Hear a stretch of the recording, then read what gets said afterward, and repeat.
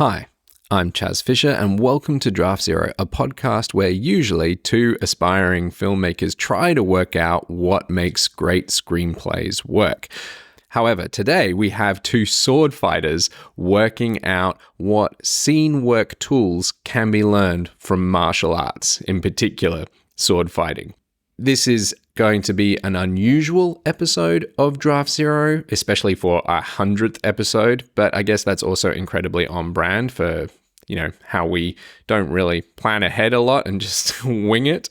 But this unusual episode exists due to the fact that Stu was called quite urgently to a shoot on the other side of the planet, and I personally am trying to deliver on two script deadlines. So, first of all, thank you to our amazing patrons who bring you more Draft Zero more often, and they definitely brought you this one.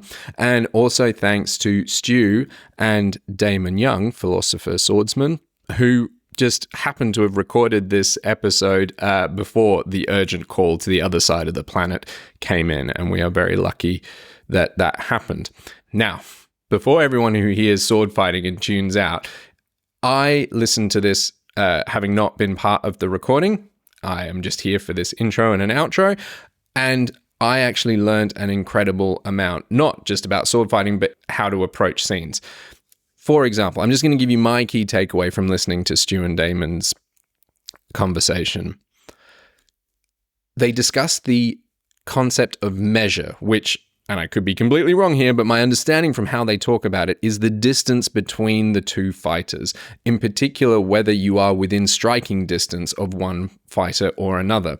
And Stu and Damon raised the idea of what if you use that as a metaphor, or they apply that concept to emotional distance. What is the emotional measure between two characters in a scene in conflict?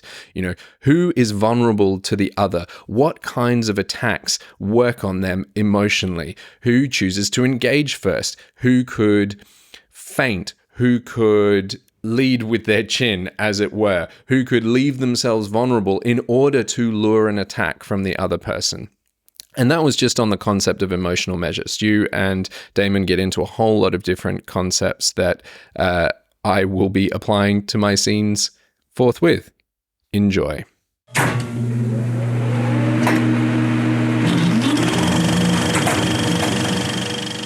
I'm Stu Willis, and in this episode we've got a very special guest star, Damon Young, who you may have heard very briefly in our episode on the differences between choices and decisions and how that impacts your character. And Damon's agreed to join us to discuss the interrelationship between historical European martial arts and writing. We'll see where it goes. It's a general purpose discussion. Welcome to the show, Damon. Thank you.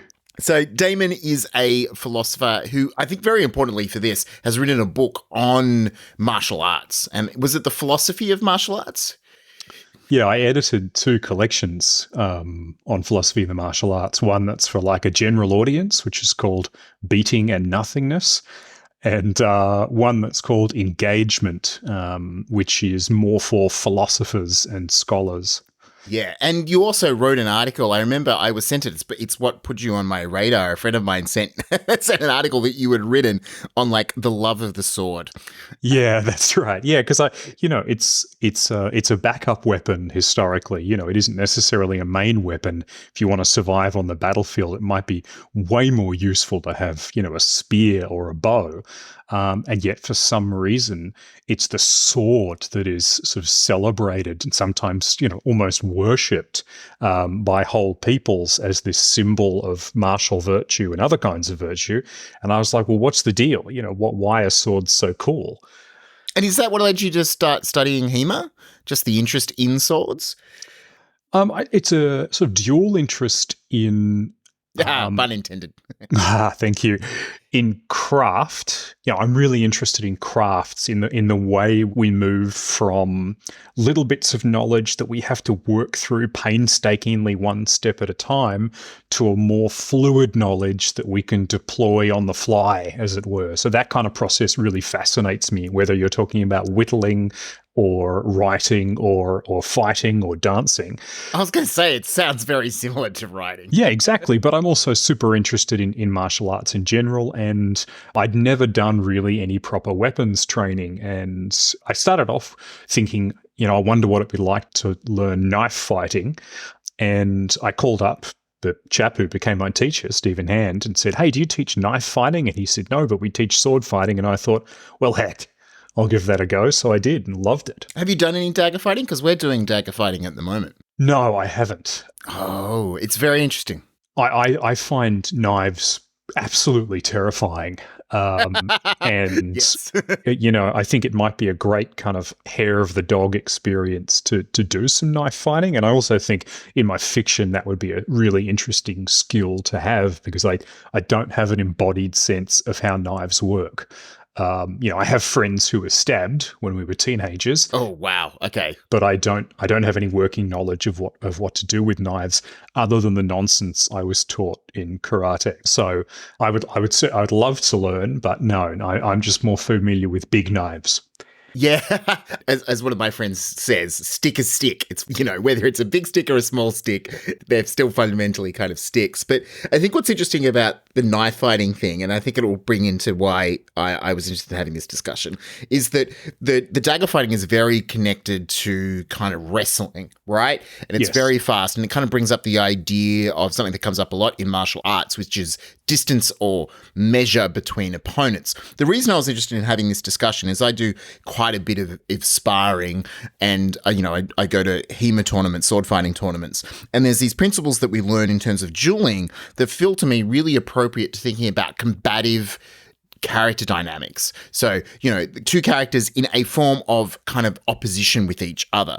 Mm-hmm. That these ideas, I'm finding them really useful to think about how characters engage in scenes where they want something and someone else wants to stop them from getting it, and or wants something in return, but it's not a negotiation. So it's a lot more directly combative. Does that make sense? It does make sense. Although I would add, even in a negotiation, so you were talking about measure, for example, and two people can be talking at cross purposes. Their words can be completely irrelevant to each other. In a way, it's like they're out of distance. They can't cause any harm to each other. They can't give or take anything away from one another. It's only when they move into measure that there's danger there. And similarly, if you're having a negotiation with someone, it's only when you start pulling out the nasty stuff, it's only when the stakes are suddenly high that it matters what you say. So there are definitely parallels there. There's definitely a sense of someone who's good at negotiating or good at arguing or good at fighting has to know when they're in danger and when they're not. I like that idea, because it's almost like you have to be in the scene with someone, right, to kind of get to this level of conflict that we're talking about. But even then, there is kind of like a sense of emotional distance. You kind of have to be, because the thing with measure, the reason it's so important is when you get into measure, like the height disparity with people does make a difference in combat. 100%. But the point is, swords are about kind of changing that dynamic, right? And actually kind of leveling the playing field so strength is less of an issue. And it's like you become vulnerable, right? When you approach someone into distance, the chances are, unless you're very, very good at measure, you will make yourself vulnerable. Yeah, absolutely. Yeah, and that's one of the reasons why, daggers are so mutually dangerous because you're in grappling range, you're in the most intimate range in order to do any work with a dagger. The closer you get, the number of dangers increases. Whereas with a sword, you might be in sword range, but you can't necessarily come to grips. It's a different kind of intimacy. And yeah, I think that does parallel all kinds of commitments, all kinds of emotional involvements that, you can keep yourself safe, you can keep well out of measure, but you won't be able to do anything either. Yeah, and that kind of brings up this idea that I mentioned in the previous episode, which is the idea of the initiator. Now, the school I train at is in the Italian school of fighting, starting with Fiore. So some of the terminology, I'm going to butcher the terminology anyway. I'm not great at the HEMA scholarship, but we got slightly, because you're more in the English side, or do you do Yeah, German? that's right. Yeah, I've done some Italian rapier fencing. And I've I've learned, I suppose you call it German, at the point where 133 Sword and Buckler meets Silver. Oh. Because there are some common principles there. But yeah, I'm definitely more familiar with English. Yeah, and there's definitely some interesting stuff in there when we get to it about like how you need to prove yourself. What was it, fighting in the 4 arenas? Anyway, if we get to it, it's good. So we talked about this idea of the initiator as perhaps being a better terminology than a protagonist, particularly on a scene level, right? That if you've got someone entering a scene with something that they want and someone else wants something, but until a character actually takes action, you don't have a scene. So as much in like dueling as you might present what we call an opening or an opportunity to your opponent, which is the idea of like you basically show them where your weakness is in order to lure them in, I guess, right? So, and then you, in a way that you can control, you hit me on this side, I will show you my right shoulder to make you go for my right shoulder because I feel like I can control it. Until someone actually takes advantage of that opening, nothing happens. Right. And I feel like that's true of scenes, right? As much as people can be really smart, someone actually has to initiate the scene and make the fight, for lack of a better word, happen, right? So often in drills, we talk about the agent and the patient. You need both for the drill to work. So you need someone to take the agent, create the action, and someone need to wait for the action to happen. But if you've got 2 patients, nothing happens. But interestingly, if you get 2 agents, you enter in, and I'm, again, going to butcher the terminology. I think the Germans call it Krieg. Have you heard that term? Mm-hmm. Which is like basically you come in with a plan, you both go at each other, but the plans mean that there's not a clear winner. I'm not articulating that very well, but the idea is you got both characters or agents come in with a plan and the plan doesn't work and they're suddenly in a completely new situation where they kind of have to find what works. And I guess negotiation is an interesting metaphor there because not all, I don't fight people to kill them, right? Ultimately, everything that I'm doing is kind of a negotiation, but what I'm trying to negotiate in a sparring situation is to not lose. Yeah. I think the important thing there is that the terminology is agent and patient agent. Ah, okay, interesting. Okay, so you've got 2 agents, but one of them, the patient agent, is the one who receives. And I haven't looked up the etymology, but it may have something to do with the other use of the word patient, which is someone who is subject to medicine. So you are a patient insofar as you accept or endure or something is done to you. So yeah, the job of the patient agent is to accept the attack and then do something with it. And it's built into your definition that you are dependent on this other person acting for you to act. So the whole thing is prefaced on trust and cooperation, which is really important. So there's danger there, but there's also trust there, which is one of the hallmarks of martial arts when they work well. But I would also imagine it's central to all kinds of creative activities, whether you're writing together or acting together or whatever it is. And what about like 2 characters in a situation? Can we think of like, I guess one being the patient agent, that this idea that I'm going to wait until someone does something. Yep. Right. But what character is and them choosing to do that. So there are a lot of people that will take advantage of that will wait until someone acts so they can riposte and counterattack. So basically so they can kind of parry the sword away, deflect the attack and stab their opponent, right? So it can be a lot of people that kind of sit in a more defensive posture, right? And wait for someone to come at them because they're very comfortable with being defensive, right? And I think there are characters that in certain situations will choose to be defensive and some people that need to choose to be offensive. I have found that not always, but I'm not tall, right? I'm like 5'7" on a good day. And there are a lot of people that I fight that are like 6 foot, right? And yes. I found that sometimes like I will get stuck in what I call very not correct terminology, the death donut, right? Which basically means that I am within striking distance for them because they are taller, but I am not in strike. Like I can't do much to hurt them, right? So I actually need to kind of close the distance and get closer to them. And if I actually do that if I actually open quite aggressively to someone against someone who's taller, it often catches them off guard because I think they're so used to having the natural advantage of being tall. Yep. That it kind of can be like, oh, hang on, where is this coming from? Of course, quite quickly in that situation can change because in tournament situations, we often do multiple passes, right? Which is very different from a dueling contest, which is, literally you just hit the person once. Yes. Really. Like the sports context. And then you can see that the game will slightly evolve unless you keep them on their toes. It's kind of like, I guess, a rock, scissors, paper situation. Do you go aggressive or do you stay in still or do you actually withdraw, I guess? Yeah, and it depends on, firstly, who you're fighting, or in the case of a story, who your antagonist is. Who is the other person who wants something that you also want, or who is an obstacle to you getting what you need or think you need. And that's partly to do with personality, partly to do with your circumstances. As you said, you might be shorter. There might be people who are naturally more aggressive, who are much more comfortable going for it. But again, there are circumstances in which that actually will work against them and they need to learn to be patient. They need to have that resolve to just sit and wait. And certainly in my experience, sometimes it feels more comfortable for me to act. It gets rid of the sort of dramatic tension, if you will, that I'm feeling. I can't stand it anymore. I have to do something. And then I fail. What I need to do is just ease into the situation. I don't think of myself as being very defensive here. It's almost a kind of aggressive waiting, if that makes sense.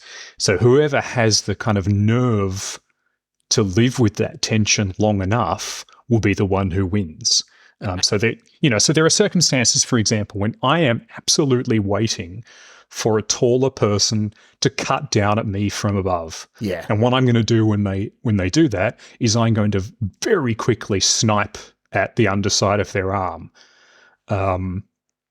Quicker than they can cut at me, and then I'm going to get out of there as quickly as I can, which is a classic George Silver English broadsword principle. Strike and fly out. But at the same time, I am there knowing that I'm waiting for someone to hit me on the top of the head.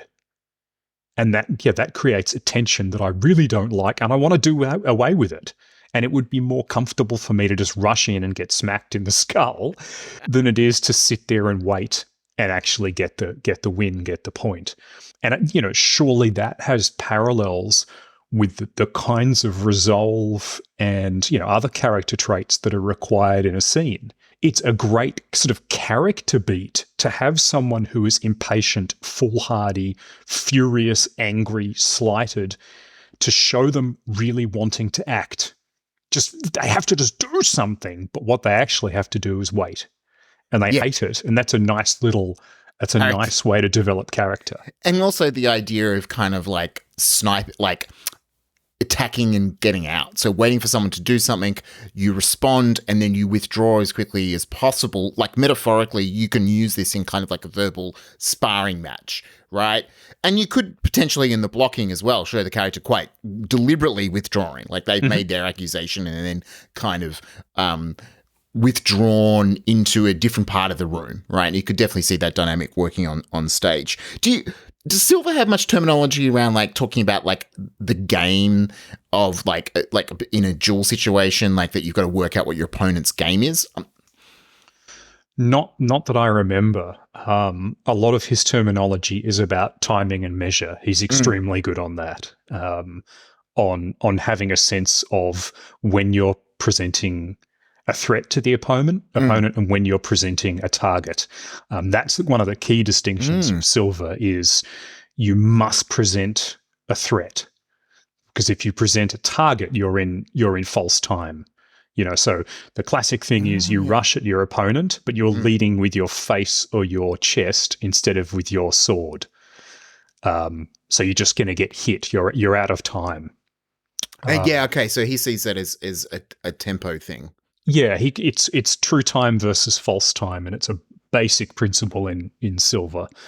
And I think that, in terms of thinking about a scene, again, timing is so important. So there's this notion in Greek culture and philosophy, ancient Greece, that is called kairos or kairos, which essentially means the right time. And the right time is different to sort of chronological time, clock time, ticking time. The right time is a kind of felt sense for the right moment. And you can't know ahead of time when that will be. You can't assign a clock time to it. You just have to wait until you know it's right. It's a kind of more organic time. It's a ripeness, and you have to be attuned to the situation. So as I was talking about before, in that situation where I'm just sitting there waiting for someone to hit me across the head, what I'm waiting for is exactly the right moment to strike the underside of that arm, which means not responding to feints, not being distracted by the way we're circling around or whatever it is, not being distracted by my own anxiety as I wait there. Oh, yeah.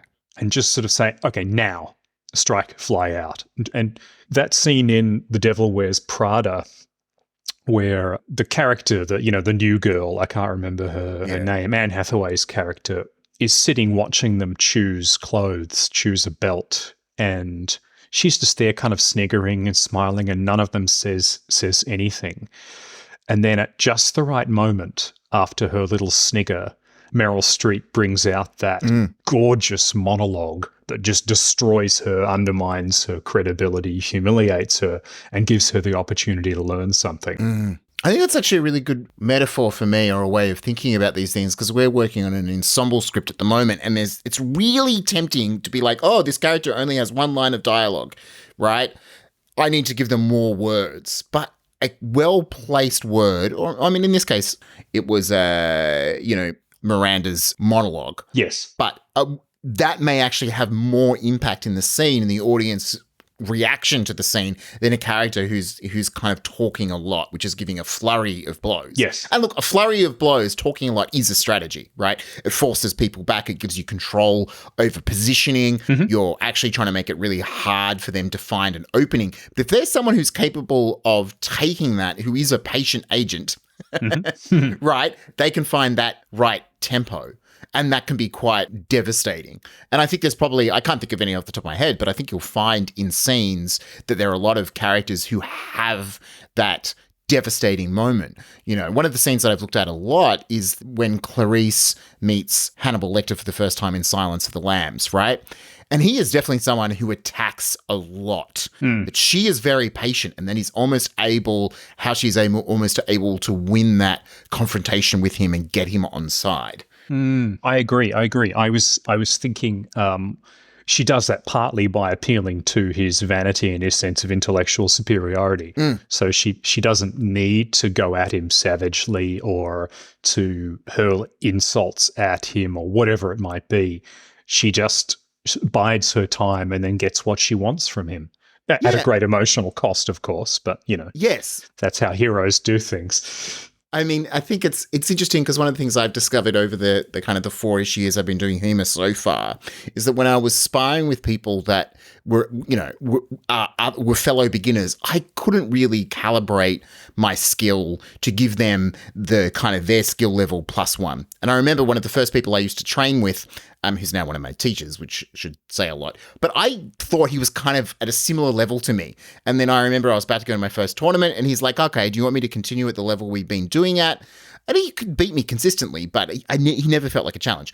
And he was like, oh, do you want me to actually turn it on to what you will see in a few days? And I'm like, turn it on. And he wiped the floor with me, right? He was good enough to be like my level +1. But he was kind of like in that place, it wasn't a sparring situation where the job was for him to dominate me. He was wanting me to learn something. So he was good enough to be able to just do the kind of the +1 thing. So it's that idea that not all of these situations need to be, as you say, tearing at each other. That choosing to let the opponent into a target or appeal to their vanity or make them feel better can be the way of getting what you want within a character, getting what they want within their scene. But it's not like she's just blindly, as you use your terminology, in false tempo and going in with her head first and making him destroy her. Because I don't think she would win him over by being so suicidal, No, right? he'd think that crude and vulgar and a bit stupid. Yeah. So she has to present him enough of a challenge to flatter his ego, and then kind of get him one good blow, which I think she does when she kind of walks out. I mean, she is humiliated as well, but she gets in enough good hits in there that he sees her as a worthy person to kind of intellectually spar with, right? Yep, absolutely. And that is kind of, I guess, when I think about the game, is it's kind of working at what your opponent is good at or what they're bad at. There are people that is, as you mentioned, we've talked about like the tall thing. There are people that could be very light on their feet, moving back and forth. And this is probably true in all martial arts, right? That they've got a particular thing that they're good at and do it a lot. And so you have to work out, I think, on the fly in a fluid situation, whether you're going to make them adapt to what you do or you adapt to what they do, right? What it is we're actually doing here. Because if there's someone who is like coming in and making an attack and withdrawing, you might have to be someone that presents a lot more opportunities, right? You might be like, I'm going to present an opening or a target just to convince you to come in closer. But I will hopefully be better at the distance part of this situation. So you just miss, and then I'm already ready to kind of charge you down in response, seek the afterblow. Not that, hopefully they haven't hit you, so it's not an afterblow.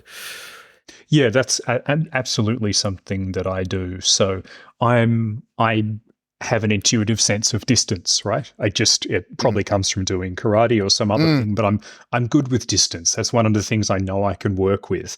And so one thing I can do is back off, seem defensive, give someone an opening, and look for all the world like I'm about to get hit, but actually I'm just an inch out of reach of the tip of your broadsword or whatever it is, and now your sword's spent because you miss me, and I can hit you. I can take my time and hit you however hard I like, wherever I want to, in that particular tempo.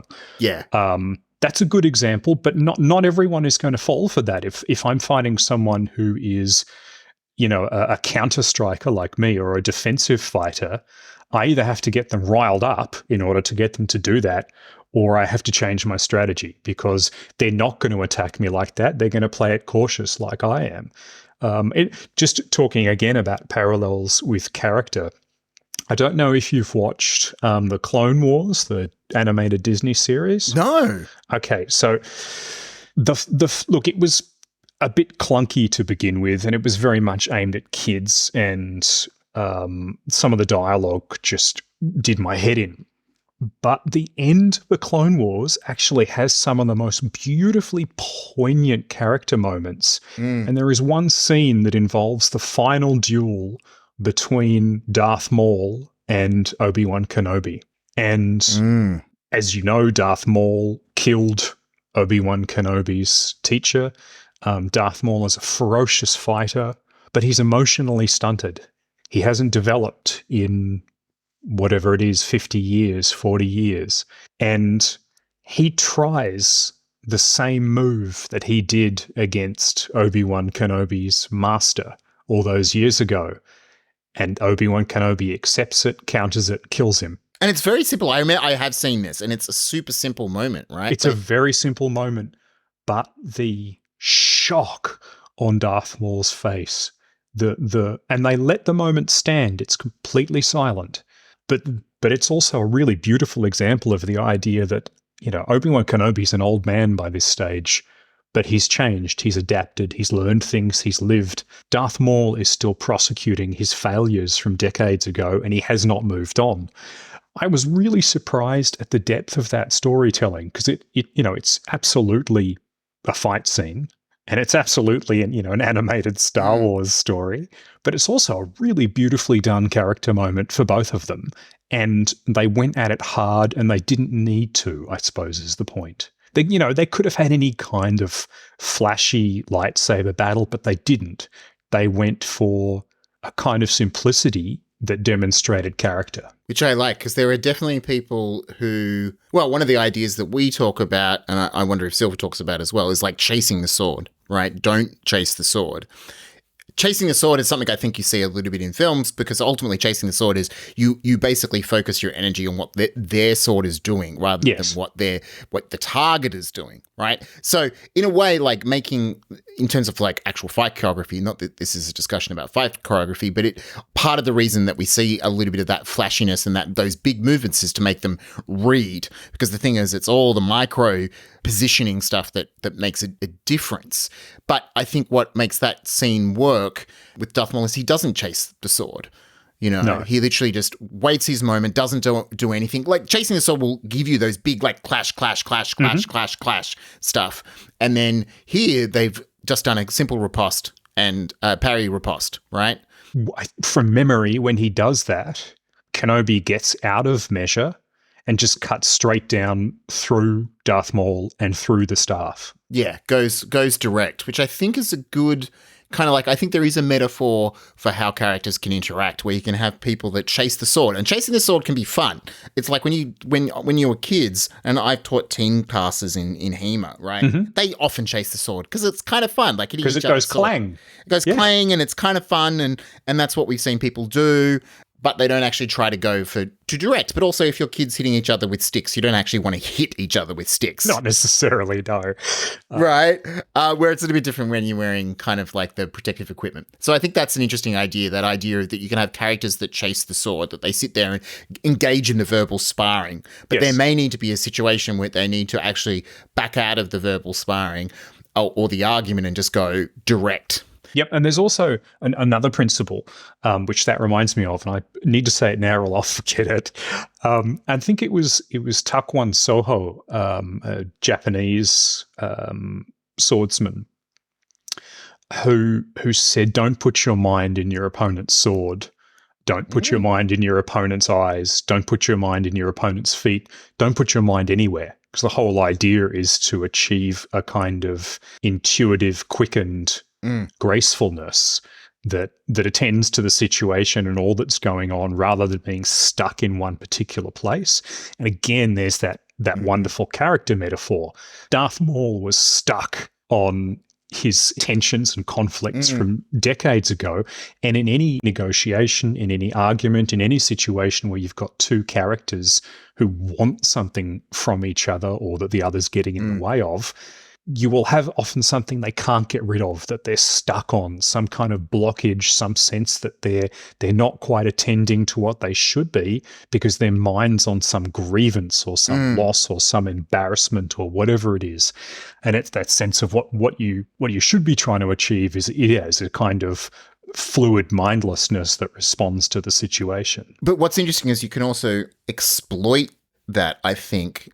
There's, I'm sure you've seen it too, but there's this particular fencer who teaches me small sword, and his background is in broadsword and backsword, which is kind of, we're talking in some sword terminology, single-handed sword, particularly with like the broadsword has got the hand protection, right? Yep. A lot of what we think of the Scottish two-handed big claymore thing is not really Scottish fencing. That's right. As someone who's actually got a Montante, which is like one of a proper greatsword, they're quite fundamentally different, and that comes from from I believe the Spaniards learning how to deal with like larger armies. Anyway. He is interesting when you put it. He does longsword as well, and he's a good, like, if you're a good sword fighter, you understand a lot of these principles. But when he's under pressure, you see him actually kind of getting out of doing longsword, and he kind of starts doing broadsword.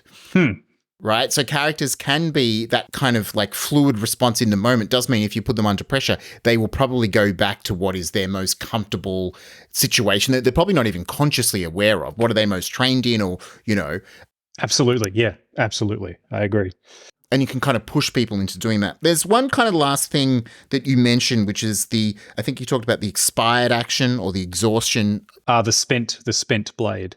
Yeah, we talk about the action being exhausted, but it's the same idea, right? So the spent blade, from my understanding, and you can correct me if I'm wrong, is effectively you do an action and it's completed and it has failed, right? And then it will actually take more tempo, takes more time to kind of start a new action. Is that? That's right. Yeah, that's right. And certainly that's when Capoferro, who's one of the sources that we use, talks about tempo. And many, in his idea of tempo, is effectively attacking during someone's movement or after their movement has been exhausted, right? But exhausted, so it will take more tempo for them to do something. But I actually think that is a really useful idea in terms of a scene. The characters will do something, and that action may flow into other actions and flow into other actions, but there may become a moment when their choice of approach is exhausted. They actually have to find and renew what they're about to do.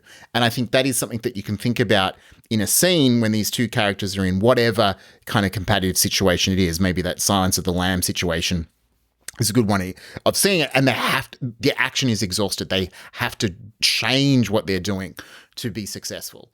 And that creates an opportunity for someone else to be like, aha, right? You kind of lure people into exhausting their actions sometimes. I mean, that's kind of what you're talking about with the slip, right? When you're saying that you're really good at measures, so someone attacks you and you slip out of it, that helps them exhaust. That kind of means they exhaust their action, right? Absolutely, yeah. And I'm taking advantage of the moment of that exhaustion when they have the least degrees of freedom. You know, it's going to take them so long to start again. They're already in distance because they've committed to their cut. Everything's going wrong for them. Do you know what I mean? Like their sword is as low as it can possibly be. They're going to have to pull it all the way back up and start again. And I'm close, whereas my sword's right there and it's ready. Yeah. Does Silver talk much about commitment? Because it's that commitment thing, right? It's that balance between being not committed enough so it doesn't work, but if you're overly committed, then someone can exploit that when it fails, right? Yeah, I can't remember that exact point, but certainly he does talk about, it's implicit in the notion of slipping back or voiding the strike, that you are helping someone overcommit themselves, basically. Yeah. And that can be something that your characters can potentially exploit, that a character goes too far with their commitment to something, and that creates a kind of opportunity. Because I think maybe part of what I'm interested in these dynamics of these scenes is making them dynamic. Yep. Because sometimes sword fights and arguments, in a broad sense between characters can become just like one character bashing the other with the sword, and they're not as dynamic. And a great sword fight to be in and to watch has that kind of like that sense of like a tennis rally, right? Like it's a back and a forth and it kind of evolves and moves. But then sometimes it needs something as simple as Obi-Wan stepping back and doing a direct attack to kind of finish it off. Yeah, and I do think also that it depends on the kind of scene you're writing. So something I'm writing at the moment, it involves two characters who are hopelessly outnumbered.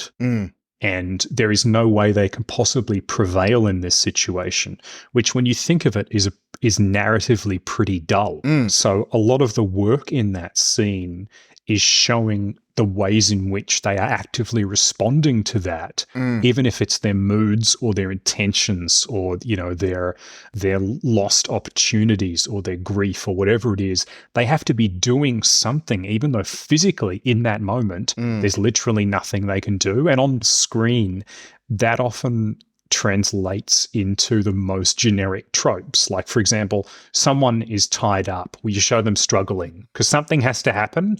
Whereas, in fact, if you were genuinely tied up, you would conserve your energy and you wouldn't struggle. And it would be obvious that you were tied up and there was nothing you can do.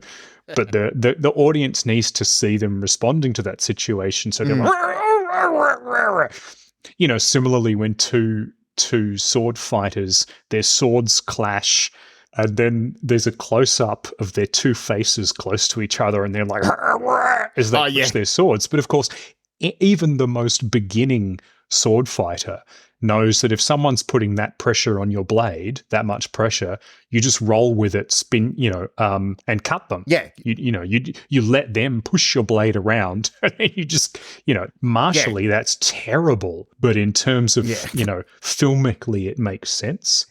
Yeah. The only time I've kind of seen a situation is like a really high bind, kind of like above the head, and it's just before the grapple, and either you're going to go in for the grapple or you're going to push them away. And I think the bind is interesting. because I'm trying to work out in a narrative situation what would a bind be, and for me, binds tend to come. I don't know if you use that terminology in Silver, but a bind is basically when two swordspeople like strike at each other and their swords cross in the middle, and it's a fairly equal crossing, right? Because there's a part of a sword that's got a weak and the strong for obvious reasons. A strong and a weak will tend to have the advantage in the situation, and that's not really a bind because that will move into something else. But a bind is roughly crossed in the middle, and so I think there are situations where characters can end up in a bind that they literally strike at each other more or less at the same time, which is you can show in fight choreography, but you can do it verbally as well, and that creates a situation when then they have to decide to respond. They either continue the engagement very close, which means in metaphorical terms, I guess they're kind of hurting each other emotionally, or one of them has to back out because otherwise it gets very, very messy. Yeah, I agree. I think also in a really well-written conversation, for example, or whatever it is that's happening, it might even be a sex scene, whatever it is, in the bind, what happens is you become unusually sensitive to the pressure of the opponent's blade because you need to know, are they going to be weak? Are they going to be strong? Am I going to need to flow with it, or do I need to overpower them? And so you're constantly having a sense of the force and direction of their blade. This, I think, for me, is really noticeable when you're doing rapier because there's just constant engagement and disengagement of the blades. And so similarly, I think in a narrative, in a scene, when two characters have come into that bind, they've gone at it hard against each other, then there's going to be these moments where they're feeling each other out and trying to get a sense of each other's intentions. And it's all going to be little subtle cues that give away whether they're going at this hard or soft. I think that principle works quite well. Yeah. And also getting back to what you were saying earlier about the spent blade or the exhausted action, there's that really commonly discussed principle in storytelling, which is the try-fail cycle. So your character tries to do something, fails, and then tries to do something, fails, and tries to do something, and every time there's like this spiraling movement where they're learning a little bit. They're learning something about themselves or the situations, and finally they succeed. Because if they just did it and succeeded, there'd be no story. So you have to have these cycles of trying and failure. And that might be what they call a no but. So you fail, but you get something else, or it might be a yes and. So yeah, you've succeeded and you've created a whole set of new problems. Yeah, I mean, I was going to say it reminds me, I like that, the no but and the yes and. It reminds me of David Mamet's observation about a scene is over when the character is thwarted or is educated that another way exists. Nice. And I feel like that is actually every kind of action in a fencing situation, but it like is what you're saying, right? Either it just literally your action is exhausted, right? And you are thwarted, or you're kind of educated in another way exists, which comes back to that bind thing where you're feeling out each other, right? And you're not trying to push too hard, but sometimes you push too hard, and you kind of sometimes the terminology that we use. Again, I'm obviously not using any of the Italian. Is like a yield, right? So that's when a character's putting a little bit too much force on you, so you actually turn your blade so they seemingly have control over it. Yes, but you're able to use their momentum against them and stab them. Yeah, exactly. That can create dangerous situations because you can create by turning your true edge to your false edge, often in a yield, means that you're in a weaker position. So you have to stab them and get out of there because otherwise they will turn on you. Yes. But a character yielding is such a simple idea of how you could go, that's what they're doing at this moment. They're yielding, they're letting that person seemingly overpower them for order them to turn it around. Yes.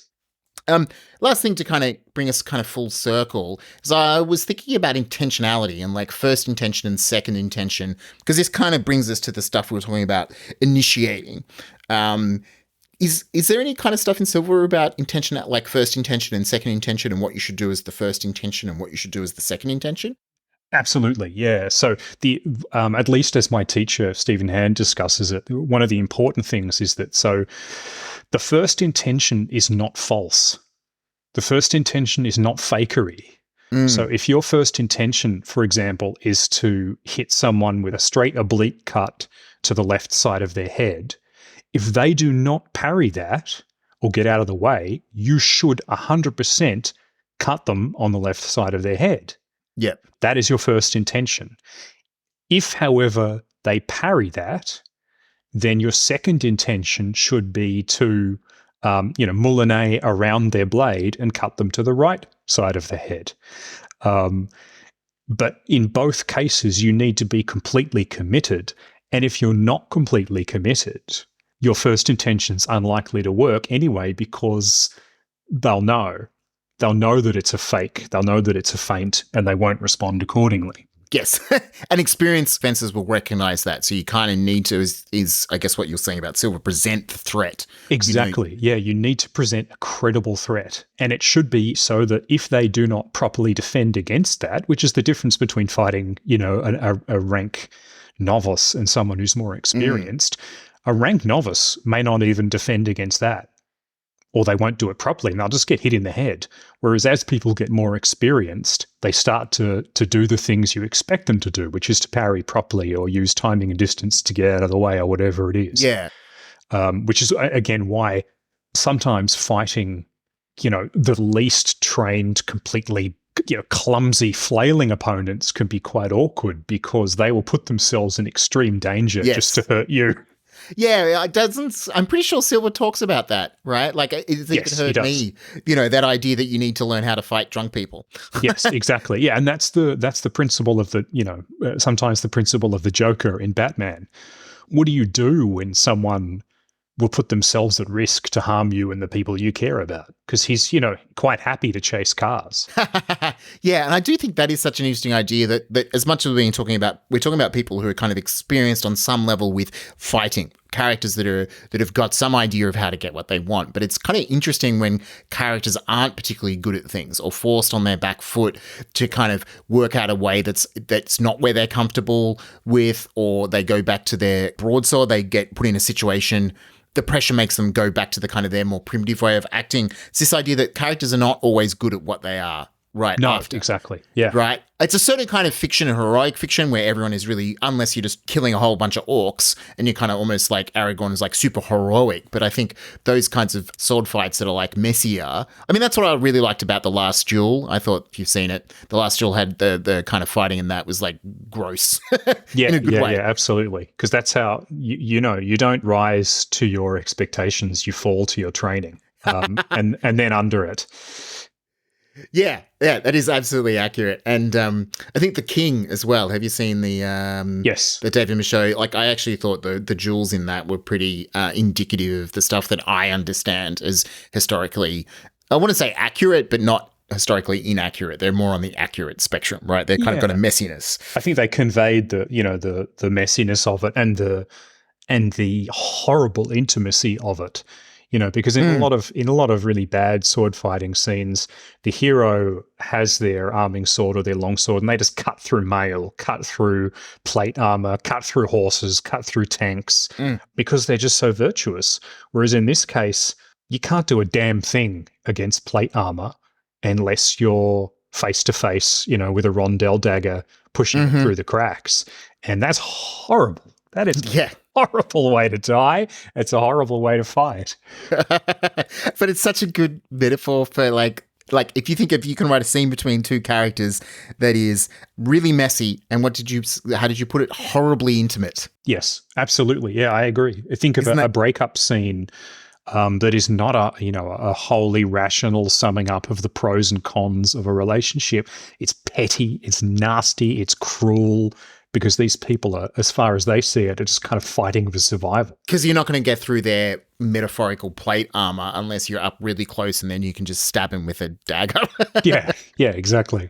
Have you done any kind of like 1 versus 2 or 1 versus 3 kind of combat situations? I know Silver does. I'm pretty sure Silver talks about some of those in the book. But yes, a couple. I've done some in karate and I've done some in broadsword.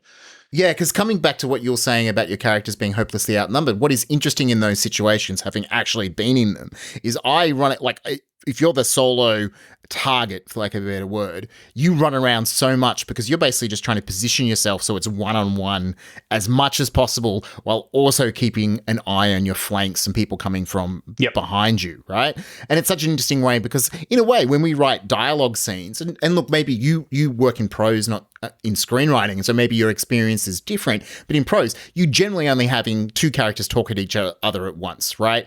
It's one-on-one. Very rarely do you get overlapping dialogue, right? Unless you're Aaron Sorkin. So it kind of feels like it's more of that situation when a character is outnumbered. If they're outnumbered, they're going to try and one-on-one each person in turn. And just bat the other person away so they can defeat the one person, because if they can actually get one person down, then it becomes just another duel, right? Does that make sense? It does, yeah. And I think for me anyway, the important thing there is trying to get to the kind of state of mind of that person who's outnumbered. And speaking purely from my own experience, both from having been in real fights where I was outnumbered quite horribly. You just drop that at the end. But also in sparring, is that there was no heroic resolve to win. There was no sense that I could, teach these people a lesson, either, symbolically in sparring or for real, on the street. What I wanted to do was stay upright and stay conscious. So it's not desperation, but it's a sense of the stakes. It's an extremely humbling thing where you're like, okay, well, I might have all kinds of, heroic ideas about what I can and can't do, but right now my job is to not go down.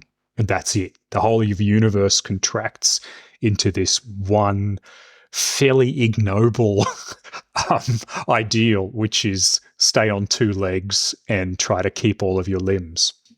And look, it's a good reminder. It's awful that you're in that situation, but I think from a character point of view, it feels like coming back to that idea of sometimes simplicity works better. The direct attack, or in this case, the direct defense. I just need to stay upright is all that you need for a character within that scene, right? The character work it does, it just kind of, first of all, it shows your character's capacity to suffer. Because that's essentially what it takes. It's your capacity to just endure being a thing to which things are done. You have to act, obviously, but you're on the back foot. And I suppose one thing you can demonstrate that is how much does that person want to live? And there are certainly scenes in films and television where the character work is showing the point at which someone gives up, the point at which someone realizes they're done and just crawls up into a ball and hopes it doesn't hurt too much. Which, I think that's really important. It's where the universe is too big and too powerful for you and you're finished. That's it. You had your shot. It's a powerful point, but it's also a kind of abject, really harrowing thing to watch. Yeah. The only thing I'd bring it back to is I spoke about trust earlier, and that was that was the idea of what it means to collaborate with others you're fighting, and we do that a lot in the fencing school in the SAL. But there's another thing, and that is you need some recognition that you're both in a common situation. And when you're fighting, and I imagine when you're dueling, the kind of the drama there, the character work there can sometimes be that one person doesn't yet know they're in that situation. Yeah. They haven't realized. So I sometimes watch videos on YouTube of street fights, and sometimes you can see that some of the people involved don't realize they're in a fight yet. And so they're not yet ready to defend themselves, and that's what gets them knocked out. Yeah, right. That's what makes them, and so the formal duel does a lot of that work for you. You offer the duel. You say, I demand satisfaction. Your seconds have to talk to each other. And so you are socially and psychologically creating the circumstances in which your conflict is recognized, right? You both know why you're there. And the parameters, the rules of it, Exactly. The Mandalorians take off their jetpacks and put them Exactly. Yeah, I love that stuff. So whereas in some circumstances, in some stories, it's really fascinating to watch how maybe one of the characters doesn't really understand the situation they're in. They don't know they're in a negotiation. They don't realize they're actually in an argument. They're not aware they're being broken up with, or literally they're not aware that they're in a fight. And it's watching how those different expectations are in conflict, not just the two people. Yeah, it's them learning what game they're in, even if the game is a deadly game. Exactly. Right? Yeah. And that, thrillers often do that a lot, where you've got your spy or your hitman and they are used to this universe, and then they're partnered with someone who's not. And it's like, do you realize what happens if you make that phone call? They'll find us. They'll find us and they'll kill us. And the person's like, yeah, sure, of course, no worries. And of course they make the phone call because it's not real to them yet. And that also adds to the narrative tension. Yeah. Well, because we realize it before they do. So, yeah, exactly. It adds to their narrative tension. And, with the trust thing, I try to be in the habit of, and I think there's some metaphors for it, is when I'm sparring with everyone, because HEMA is very gear dependent, right? Yes. And particularly if you're doing something that's like a longsword or a two-hander, like a rapier, you can get away with like a plastron, which is like a plastic chest plate and a helmet. But, longsword and bigger weapons, you tend to wear a lot more kit. When I'm sparring someone in a social circumstance, I have to check with them what level of kit that they have, right? Because otherwise I might hit them in somewhere that they're not comfortable being hit. But the interesting circumstances for me arises when there is disparity in the level of protection. I find it can be frustrating. I hate that where I'm like, I'm wearing full kit and they're wearing like gloves and a helmet, and I'm like, I can only hit you on the head. yeah, that is enormously frustrating. I've also had some circumstances where, for example, someone has forgot to put their legs on, their greaves, their leg protectors, and it's a very easy thing to forget, and to be honest, they're really annoying pieces of kit. Like, they're awkward to put on, they're clumsy, and a lot of us really don't enjoy using them. But leg cuts are a genuine way to end a fight, and I love leg cuts when I can make them work. And I remember there was a moment when I was fighting someone, and I've got the beautiful, beautiful moment for a leg cut. My first intention was to cut at their head. They've responded to that, and I've just dropped into a lunge and cut at their legs. And about, 3 millionths of a second into the cut at their legs, I remembered they weren't wearing leg protection. And, I'm swinging a kilogram of steel at their ankles. Were you able to pull the hit? Yes. But it creates a hesitancy, right? That actually creates an opportunity for them that they've probably ended up whacking you. Yes. Yeah, exactly. Yeah. And it's all good feeling. This is a context of cooperation. So there was no hard feelings, but it's just that moment of realizing that there is an asymmetry of vulnerability there. And oh God, what am I doing? I think that's a great way of thinking. Asymmetry of vulnerability is a great way of thinking about two characters in this situation, because it's like that, where their weaknesses are, where they're willing to be hit, and the intensity of which they're able to go at each other, even if something that is more playful, right? And we've done it as kids, as we do it as adults. We're joking around and then someone steps over a line. Yes. Right? Exactly. Yeah. Or you're having an argument with someone who might have some kind of psychological issue that everyone is aware of, and they're struggling with it, and they're insulting you. They're having a go at something you haven't done, and you can't just say to them, well, you failed in all of these ways because of this particular issue you have, because they're more vulnerable than you are. You can't say that. But you want to say it, and you might be halfway to saying it. But you know what I mean? It's a parallel sense of, oh God, we're not wearing the same gear. Yeah. Do I go for the cheap shot because feel backed into a corner? And sometimes you do, right? Sometimes people go for a cheap shot because even though they're not that vulnerable, right? Because they feel slightly panicked, they will go for the vulnerability, the obvious point. I'm going to go for your leg and hit you.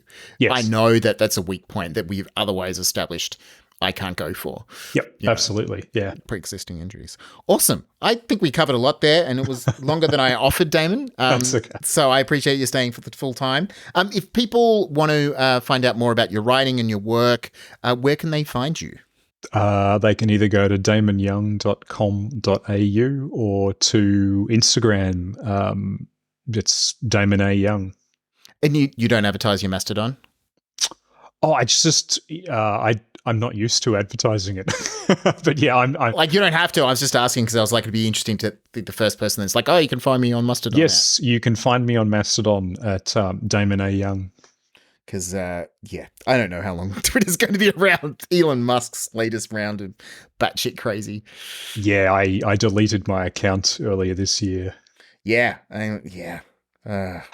Anyway, I'm still there. I'm still there. Aside. Yeah, awesome. That was really fun. Thank you. Hey, thank you. As you all know, if you want more Draft Zero more often, please do become a patron. All our patrons are amazing, and we get some pretty cool interactions and questions through the Patreon platform. But as always, in particular, we would like to thank our top tier patrons, who currently are Alexandra, Casimir, Eduardo, Jennifer, Thomas, Garrett, Randy, Jesse, Sandra, Thies, Alex, and Krob. You guys are the best. Thank you. I hope you all feel like arguing with either Stu or myself about anything on this episode or anything in general. And you can find many ways of getting in touch with us at our website at draft-zero.com. At the website, you'll also find the show notes for this and all our other episodes, as well as links to support us and spread the word for free via a rating and review on Apple Podcasts. Very important for spreading the word. Or if you think that what we do here is worth $1 or preferably more than $1, then you can also find links to our Patreon page to support us getting these episodes to you quicker. Thanks. And thanks for listening.